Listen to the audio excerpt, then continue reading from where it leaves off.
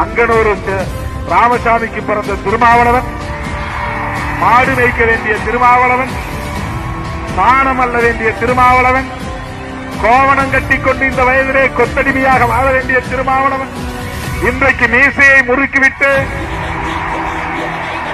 நெஞ்சை உயர்த்தி தலை நிமிர்த்தி மோடிக்கு எச்சரிக்கை விடுக்கிறான் என்றால்,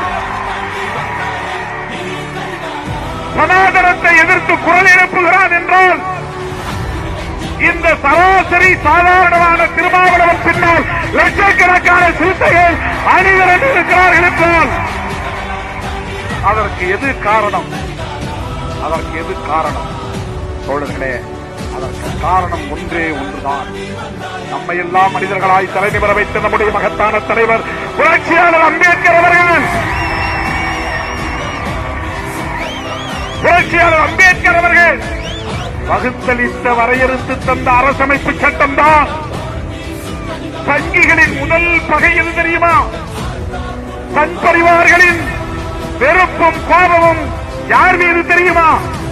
தோழர்களே, முஸ்லிம்கள் மீது அல்ல, கிறிஸ்தவர்கள் மீது அல்ல.